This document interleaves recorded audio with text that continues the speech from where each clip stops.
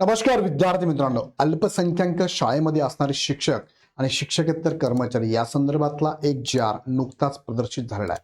ह्या जी.आर मध्ये नेमकं काय सांगितलं थोडक्यात या व्हिडिओच्या माध्यमातून आपण समजून घेऊया.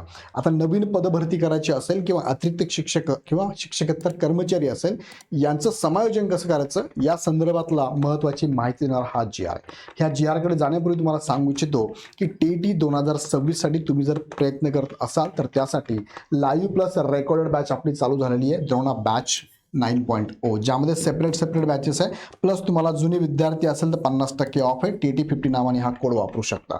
20 फेब्रुवारीची ही बॅच लगेच तुम्ही इनरोल करू शकता. त्याचबरोबर तुम्हाला पेपर 1+2 ची टीटीची बॅच रेकॉर्डेड स्वरूपात पण अवेलेबल करून दिलेली आहे. ही बॅच घेण्यासाठी जुने विद्यार्थी सुद्धा ह्या कुपन कोडचा वापर करून 50% ऑफ घेऊ शकता. या संदर्भात बॅच आणि ॲपची लिंक खाली डिस्क्रिप्शन मध्ये दिली आहे. ॲप डाउनलोड करून हवी ती बॅच परचेस करू शकता.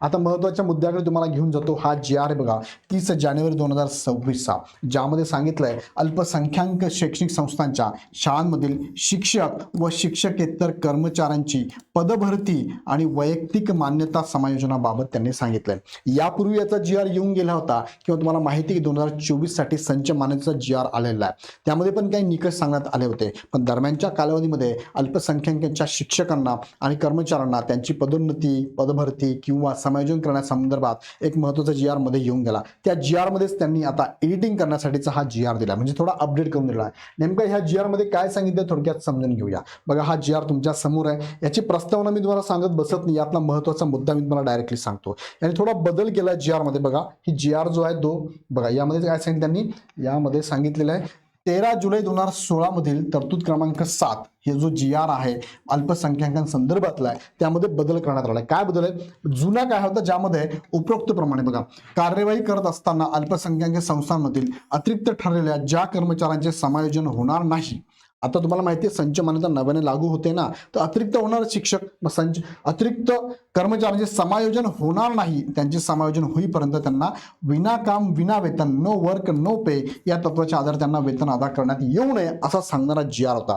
पण हा आता कॅन्सल झालेला आहे आणि नवीन त्याऐवजी काय सांगितलंय तर त्याऐवजी त्यांनी सांगितलंय उपरोक्त प्रमाणे कार्यवाही करत असताना अल्पसंख्याक संस्थांमधील अतिरिक्त ठरलेल्या कर्मचाऱ्यांचे समायोजन करताना समायोजनाबाबत दिनांक 15 मार्च 2024 जो संच मान्यतेचा जी.आर आहे मधील तरतुदीनुसार अथवा प्रचलित शासन धोरणानुसार कार्यवाही करावी. म्हणजे तुमचं समायोजन होत नाही तोपर्यंत तुम्हाला विना वेतन ठेवायचं असं नाही. आता तुम्हाला वेतन पण राहणार आहे. समायोजन होईपर्यंत तुम्हाला वेतन मिळणारच आहे. हा बदल फक्त या जी.आरच्या माध्यमातून करण्यात आलेला आहे. बाकी ह्या जी.आर मध्ये विशेष अजून काही सांगण्यात आलेलं नाहीये. बाकी त्यांनी सांगितल्याप्रमाणे 13 जुलै 2016च्या जी.आर मध्ये जे प्रमुख मुद्दे त्यांनी मेन्शन केलेले आहे अल्पसंख्याक शाळेतील शिक्षक आणि कर्मचाऱ्यांबाबत ते ॲज इट इज असणार. त्यामध्ये काहीच बदल नाही. फक्त एवढा एक बदल आहे की तुम्हाला इथे तुमची सॅलरी चालू राहणार आहे ती बंद करण्यात येणार नाही. अशा संदर्भातला जी.आर बऱ्याचशा शिक्षकांचे कॉल आणि मेसेज आमच्या टीम पर्यंत आले होते. मग थोडक्यात हा व्हिडिओ तुमच्यासाठी घेतलेला आहे.